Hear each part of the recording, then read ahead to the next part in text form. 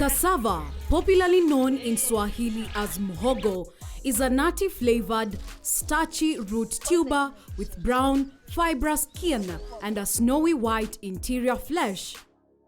In Kenya, this tuber grows well in well-drained, sandy loam soils. As the crop continues gaining traction due to its nutritional value, farmers in Western, Central and Eastern region have turned this crop into a gold mine through value addition. Did you know that cassava is a rich source of carbohydrates? Cassava can be eaten raw or boiled, and through value addition, they can make excellent flour for cooking ugali, uji and pancakes. They can also be fried to make crisps. On today's episode of Value Addition, we travel to Kiambu County in Banana area. Our stop is at Karuri Flour Mills. This is the processing center of cassava flour by Mohogo Foods. Elizabeth Gikebe is the CEO and founder of Mohogo Foods.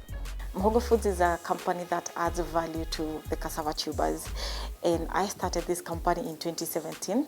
And the reason why I started it in the first place, it's because I looked at the market, and when I looked at the situation in Kenya is that people rely mostly on maize and wheat flour. And when there is no maize or wheat flour, we have so many cases of either people dying because they don't have enough food, and I was looking for a crop or something that is drought resistant and something that can replace maize and wheat flour. And that's why I did my research and I drilled down to cassava. So cassava is a drought resistant crop, and it's also in the cassava flour can be used as a one-to-one replacement for both maize and wheat flour. And now, apart from the cassava flour, we're also doing cassava crisps. And cassava crisps are also an alternative to the most commonly consumed potato crisps in the market. Common cereals and grains are milled and turned into flour. Cassava is an exceptional tuber, which is gluten-free. Gluten is a general name for the proteins found in wheat, rye, and barley. It helps food maintain their shape, acting as a glue that holds food together.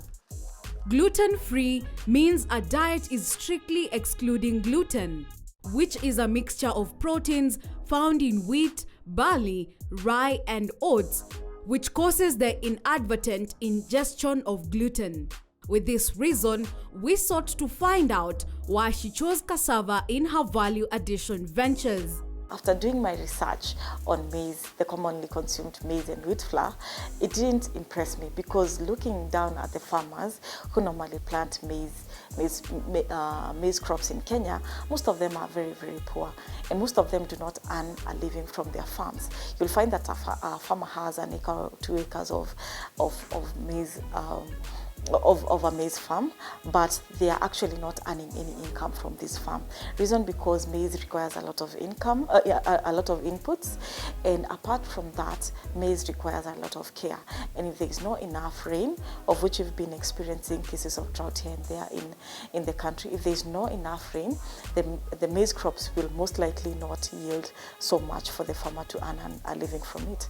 And from that, I was looking for something else that can give these farmers better income, in addition to also giving the consumers a replacement for maize and wheat flour.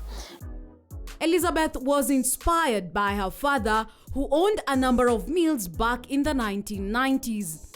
When the maize yields dropped, he started to close down. She challenged herself and secured one of the mills to pursue her goal of adding value to cassava to improve the livelihoods of cassava farmers.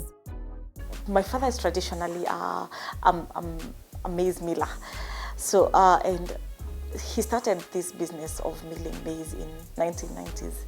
But with time, he found out that maize does not bring as much profits as it used to bring way in the earlier days. So he started selling most of his maize milling factories, and now started doing real estate. And most of the buildings that he left were unoccupied and they were not doing any job. But these buildings already had some machines. So what I decided to take this building specifically. And when I took the building, I started now doing the cassava flour milling. In order to make tons of flour to satisfy her market, she sources her cassava from farmers in Busia County and Embu regions.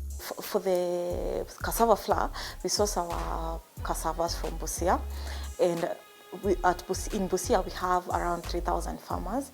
So with these farmers, what they do, they harvest the cassavas, they bring them to a central location still in Busia, and then in Busia we aggregate all that cassava, we peel the cassava, chip the cassava, wash it, and then from there we dry it. After drying, that's when we transport it to Kiambu and then process it into the flour. And then for the raw cassavas, we're getting the raw cassavas right now from Thika and Embu. And from when we harvest in Embu, we just bring it straight to Banana, and then from there we process it. Since she started the business in 2017, Elizabeth says that the benefits go directly to the farmers from whom she sources the cassava. This fulfills her joy in the business. When I started Mohogo Foods, initially I didn't think about the impact that I was making to the farmers and to the consumers.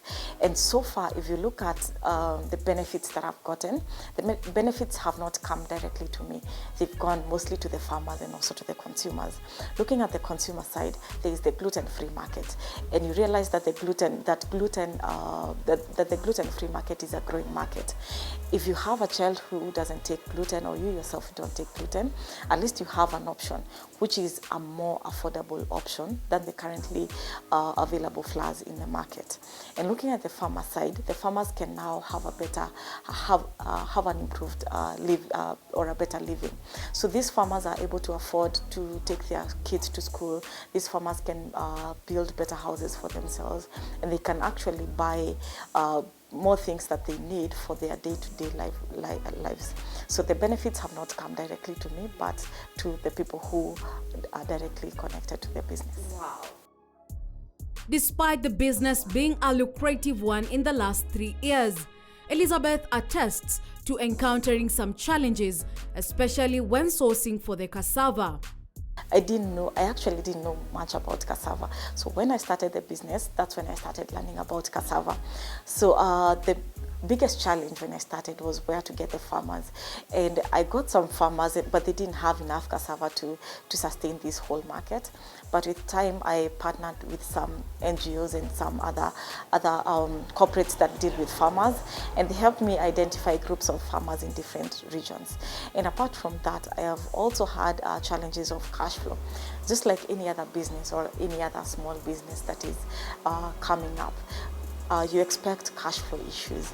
And maybe it's because of dealing with supermarkets that hold maybe your cash for 90 days. But with time, we've gotten some traction in terms of cash flow by maybe borrowing money or being able to manage our cash flow between us and the supermarkets. Yeah. At Karori Flour Mills, the process of milling cassava is a daily activity, which takes about 20 minutes through the milling machines. Elizabeth takes us through the steps which the raw cassava goes through to make flour. This is how the cassava, the dried cassava comes in to us before we start milling. So these chunks have been dried from Busia. So what they do, they just harvest the cassava, take it to a central location, and then from there they wash it, they peel it, they wash it again, and then they chip it into this kind of size pieces, and then from there they dry it. So normally we dry inside what we call maybe a greenhouse, and the reason why we dry inside a greenhouse, it's to avoid all the other environmental factors from affecting the cassava as it dries. So that means if you dry it in a greenhouse, it will be whiter, it will be, and the quality will be higher as opposed to drying it directly on the sun. This, the dried cassava, so now that's when we start milling. After receiving the dried cassava, it has to go through the first milling process to crush it into a coarse flour. When the cassava comes from Busia, when it's dried, this is the first point of milling. So this is a 1990s hammer mill that I got from my dad when I took over this milling place. And what this mill will do, it will just crush the cassava into smaller pieces. And then from there, I'll show you the next process.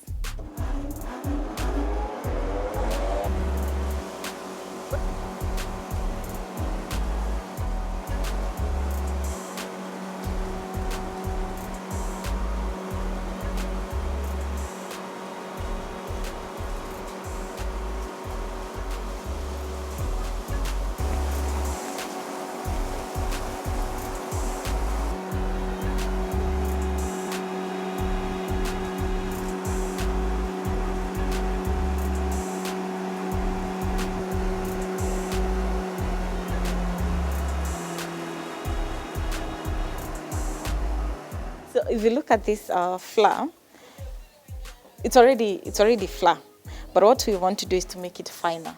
So that's what makes our flour unique, in that you can use it for both ugali and you can also use it for your pastries, say cakes and pancakes and all that. And making it finer will make it comparable to wheat flour. From the milling machine, the flour has to undergo another mill to make the flour finer. So this mill will help us make it finer.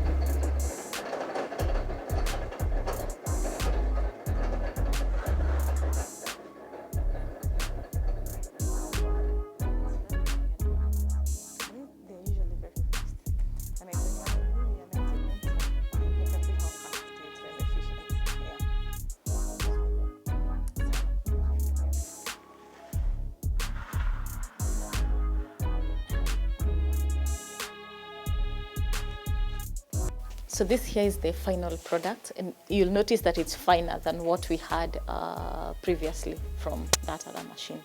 And from here, this is now the waste. This is what we consider as waste. If you look at the two, like there's a difference between these two. So this is waste and this is now the final product.